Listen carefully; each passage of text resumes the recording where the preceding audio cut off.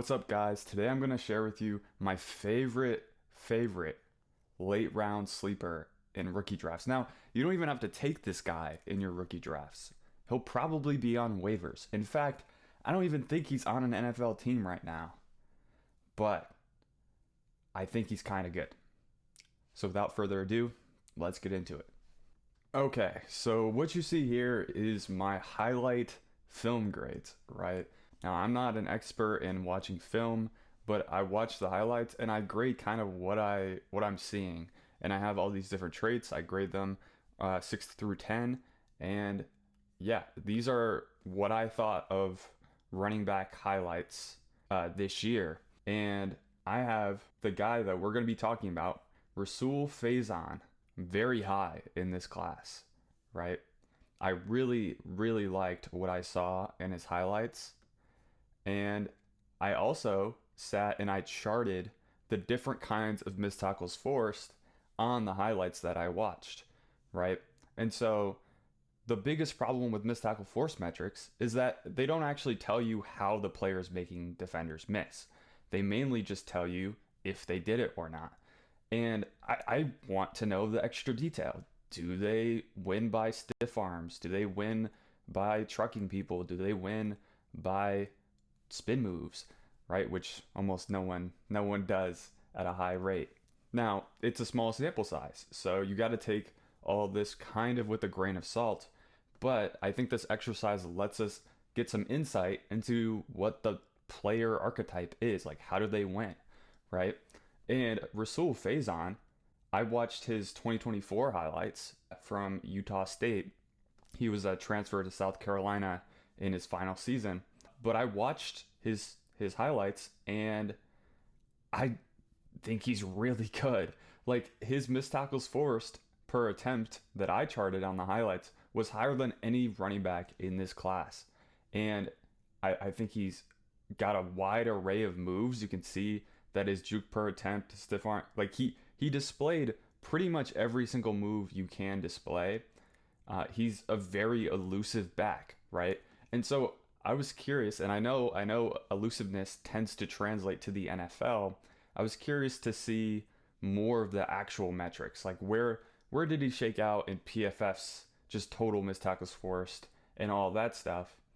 We can pull it up here, and he's like kind of towards the top of the class in missed tackles forced per attempt in 2025, and then in 2024 he was also towards the top of the class. The guys that have the blanks are because they didn't have enough games to qualify.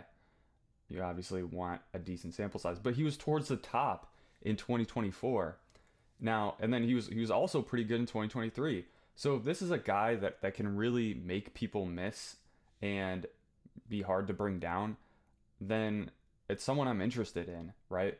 Now, he's a 26-year-old rookie, right? We don't see many of those types of players have success. Like, if it took you a long time to get to the NFL, generally it's not going to work out. But I like to go for talent, and I think this guy has some underrated talent, and nobody's really talking about him at all, right? So we can look at some other metrics like yards after contact over per attempt, and he's also he's at least middling in this most recent season, and then in 2024 and 2023 you can see that he's in the green, right? He's above average amongst the last few draft classes, right? And then you look at his explosive rate. This is, I think PFF defines it as percentage of runs that are 15 plus yards, and he's decent. Like, he's really solid. He's not bad, right? So we've got, my own subjective highlight watching kind of suggests that he's a good player. The PFF metrics also are like, hey, this guy's pretty good too. And if you read through some draft guides and you read through some reports and scouting reports, they all kind of echo the same thing. The top two that I'm referring to are Lance Zierlein and Dane Brugler, and both these guys think this guy has NFL talent, right?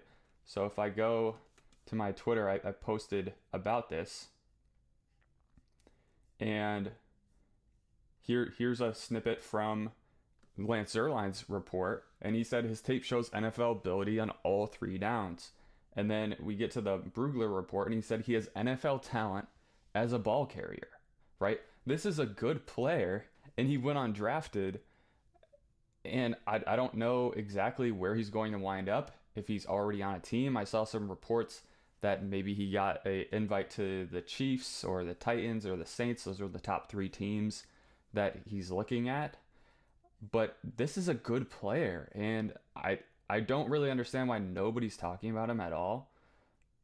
But he's really intriguing, and someone that at the end of my rookie drafts, I'm making sure to get off of waivers or get like with the very last pick or somewhere in the 5th round, because he's good. Like I don't care really that he's 26. I think the skills are there, right? And he's overcome a lot of adversity in his career too to get to where he is. And so I kind of like betting on that underdog type of story. We also have another data point from Sports Info Solutions. Their metrics also paint him in a favorable way, where his yak per yards after contact per attempt by their charting was second, tied for second in the class, and they're using his most recent season, and his 15 missed tackles forced per 100 touches was tied for third in the class, right? And so, and this was all 2025. I know I showed some of the metrics and they weren't as good in 25 as they were in 24, but Sports Info Solutions, their charting is slightly different, and you're going to get a little bit of variation among sources, but they're also saying like, hey, this guy is pretty good at making defenders miss, and that to me is a key thing to look at when you're looking for running back talent, right? And so the Sports Info Solutions, it's important to, note this, that their missed tackles are actually not the same as missed tackles forced for PFF. PFF is charting everything, whether it's, you make someone miss with power or make them miss with a juke move, they chart that all the same. Whereas Sports Info Solutions charts it as, okay, you're breaking a tackle, which when there's contact, that is how they chart a broken tackle, and they chart a missed tackle as something different, right? Where you're more elusive, right? And so here's their definition of their broken tackles: the number of times a defender was in position to make a tackle and made contact but failed to bring them down. Their missed tackles metric is more the number of times the defender was in position to make a tackle but the ball carrier eluded the tackle without any contact, right? And so he was really good in missed tackles, right? And so that confirms what I initially saw with my highlight grading. And yeah, like I said, he's a good player, and I think if he's given an opportunity to play at any point, I think there's something there. Nobody's talking about this guy. You can get him for free. He's going to be on waivers in your league, almost assuredly. But I love taking a dart thrower like this at zero cost. It's just pure potential upside, right? Thank you for watching this video. If you'd like to see more, please consider subscribing. I'll catch you next time.